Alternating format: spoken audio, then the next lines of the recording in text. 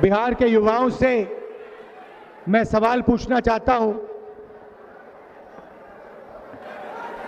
देश के हर प्रदेश में आपको बिहार का युवा मिलेगा। मुंबई, बेंगलोर, हैदराबाद, गुवाहाटी, पूरे देश में बिहार के युवा मजदूरी करने जाते हैं। हिंदुस्तान के प्रदेश छोड़िए, दुबई जैसा शहर बिहार के लोगों की मेहनत से बना है। यह सही है, गलत है? सही है। तो मेरा आपसे सवाल है, अगर आप पूरी दुनिया में शहर बना रहे हो, इंफ्रास्ट्रक्चर का काम कर रहे हो, तो आप बिहार में रोजगार क्यों नहीं पा रहे हो? क्या कमी है कि बिहार का युवा बाकी प्रदेशों में जाकर मजदूरी कर रहा है, मगर अगर आपको बिहार में रोजगार चाहिए तो आपको बिहार में रोजगार नहीं मिल सकता? इसका ये कारण क्या है इसका? दूसरा सवाल, एम्स जाइए दिल्ली में, उसके सामने मेट्रो स्टेशन है। रात के समय आप नीचे जाइए, मेट्रो स्टेशन में जाइए, आपको हजारों लोगों की भीड़ वहां मिलेगी। वहां पूछिए आप कहां के हो, सारे के सारे लोग आपको कहेंगे हम बिहार के हैं। तो दूसरा सवाल,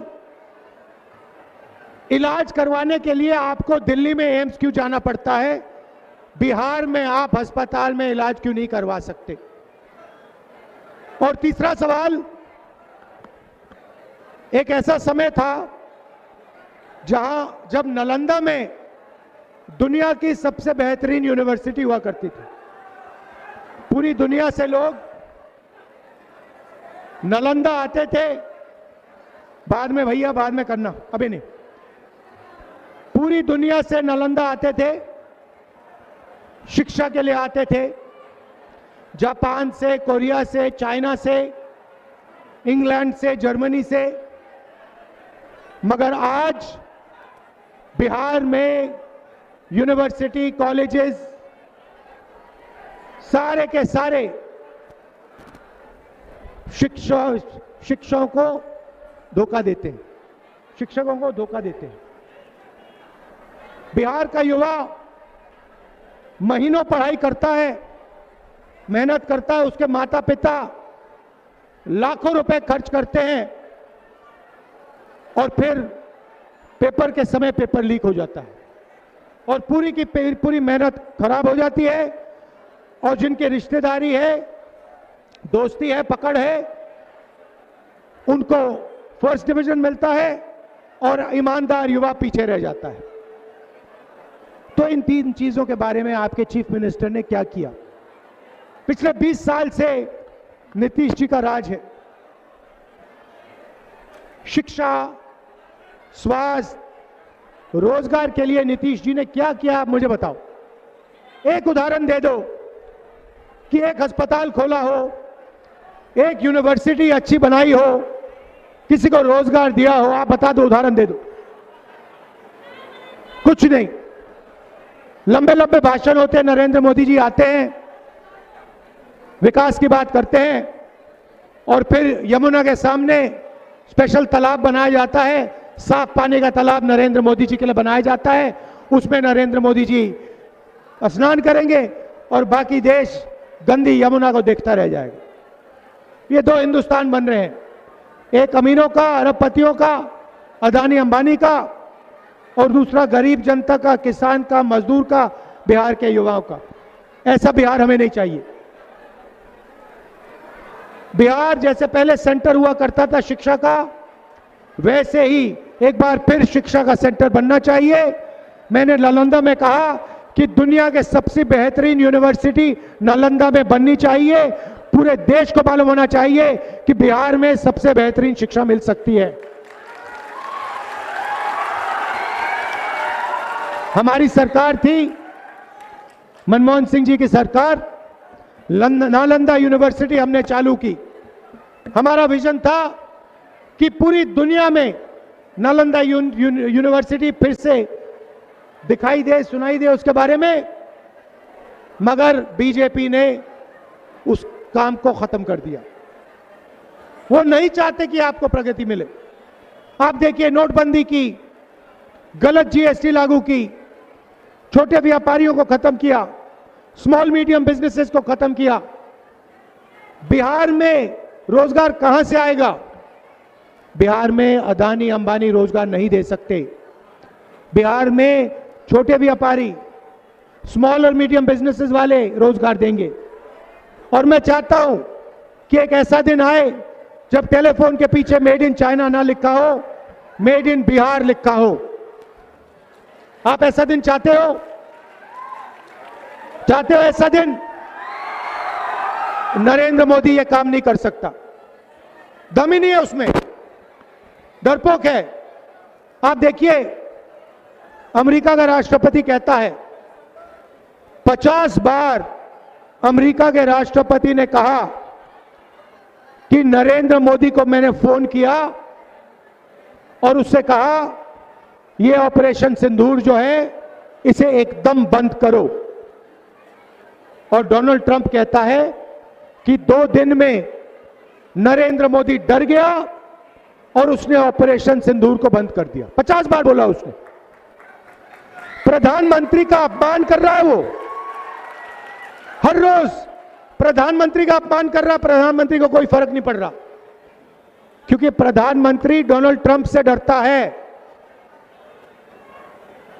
मैं चैलेंज देता हूं प्रधानमंत्री को, बिहार में चुनाव चल रहा है, आप किसी भी पब्लिक मीटिंग में यह कह दो कि अमेरिका का राष्ट्रपति झूठ बोल रहा है, दम है तो आप मीटिंग में, पब्लिक मीटिंग में कहो कि अमेरिका का राष्ट्रपति झूठा है, वो झूठ बोल रहा है, मैंने उसके कहने पर ऑपरेशन सिंदूर नहीं बंद किया। मैं आपको गारंटी कह रहा हूं, प्रधानमंत्री में दम नहीं है, वो ये बात नहीं कर सकता। बिहार की किसी स्टेज में ऐसी बात नहीं कर सकता है, क्योंकि वो डरपोक है। ऐसा डरपोक आदमी बिहार को कभी विकास नहीं दे सकता, बिहार को छोड़ो हिंदुस्तान को कभी प्रगति नहीं दे सकता। और उल्टा ये लोग वोट चोरी करने में लगे हुए हैं। महाराष्ट्र का चुनाव चोरी किया, हरियाणा का चुनाव चोरी किया, और फिर ये बिहार का चुनाव चोरी करने की कोशिश कर रहे थे। इसलिए हमने यहां पे वोटर अधिकार यात्रा शुरू की, पूरे बिहार में हम गए और आपने पूरे दम से अपनी आवाज इनको सुनाई। भाई और बहनों, इनको छोड़ना नहीं है, इनको मौका नहीं देना। ये आखिरी मिनट पे मैं आपको बता रहा हूं, ये आखिरी मिनट पर आपका वोट चोरी करने की कोशिश करेंगे। और बिहार का युवा, आपको पोलिंग बूथ पे खड़ा होना है, लिस्ट देखनी है और चोरी नहीं करने देनी है। क्योंकि अगर आपने चोरी करने दी तो फिर से ये यहां पे नीतीश जी की 20 साल वाली सरकार बनेगी। इसीलिए आपको पूरा दम लगा के वोट चोरी रोकनी है। भाइयों और बहनों, इनका लक्ष्य अदानी और अंबानी को फायदे पहुंचाने का है। इनका लक्ष्य अंबेडकर जी के संविधान को खत्म करने का है। ये आजादी से पहले वाला हिंदुस्तान चाहते हैं, जहां दलितों के पास, पिछड़ों के पास, अति पिछड़ों के पास कोई अधिकार नहीं थे। वैसा हिंदुस्तान ये फिर से चाहते हैं। वो आपका वोट छीनना चाहते हैं, आपका पब्लिक सेक्टर छीनना चाहते हैं, आपकी यूनिवर्सिटीज, कॉलेजेस प्राइवेट लोगों को देना चाहते हैं, अस्पताल प्राइवेटाइज करना चाहते हैं और संविधान को खत्म करना चाहते हैं। क्योंकि ये पुराना जो आजादी से पहले हिंदुस्तान था, राजाओं का हिंदुस्तान, जहां जो भी करना चाहते थे ये लोग कर देते थे, वैसा हिंदुस्तान फिर से चाहते हैं। इसीलिए आपको अंबेडकर जी के संविधान की रक्षा करनी है। मिलकर हम इस संविधान की रक्षा करेंगे और इस संविधान को कोई शक्ति नहीं छू सकती है। मैं आपसे पूछना चाहता हूं, लाखों करोड़ रुपए नरेंद्र मोदी जी ने अदानी अंबानी का कर्जा माफ किया। अमित शाह आते हैं और मीटिंग में कहते हैं कि बिहार में उद्योग लगाने के लिए जमीन नहीं है। तो मैं उनसे पूछना चाहता हूं, प्रधानमंत्री से पूछना चाहता हूं, अगर बिहार में उद्योग लगाने के लिए जमीन नहीं है तो 1 रुपए के लिए आपने अदानी को जमीन क्यों दी? किसान से जमीन छीनकर आप अदानी को देते हो। धारावी में हजारों एकड़ जमीन, मुंबई की महंगी से महंगी जमीन आप अदानी को दे रहे हो। धारावी से आप बिहार के लोगों को हटाकर परे कर रहे हो और फिर आप बिहार में आके कहते हो कि बिहार में जमीन नहीं है उद्योग चालू करने के लिए। बिहार में जमीन की कोई कमी नहीं है। आप उद्योग नहीं चालू करना चाहते हो क्योंकि आप चाहते हो कि अदानी और अंबानी चाइना का माल बिहार में बेचे, चाइना का माल हिंदुस्तान में बेचे, चाइना के लोगों को फायदा हो, अदानी अंबानी को फायदा हो और आपकी पार्टी को फायदा हो जो अदानी अंबानी जैसे लोगों के पैसे से चलती है। यह हो रहा है। भाइयों और बहनों, गठबंधन की सरकार जो होगी, मैं आपको गारंटी कह रहा हूं और गठबंधन का हर नेता आपको गारंटी करके कह रहा है, यह सरकार किसी एक जात की नहीं होगी, किसी एक धर्म की नहीं होगी, हर जात की होगी, हर धर्म की होगी, बिहार के हर नागरिक की सरकार बनेगी।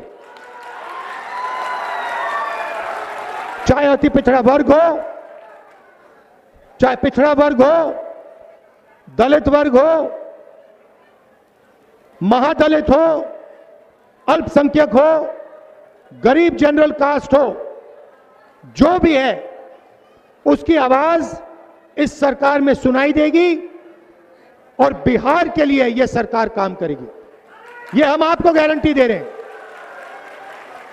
तो यह आप मत सोचिए कि यह सबकी सरकार नहीं होगी, यह बिहार के हर नागरिक की सरकार होगी, गारंटी दे रहे हैं हम आपको। और इससे बिहार के हर नागरिक का फायदा होगा।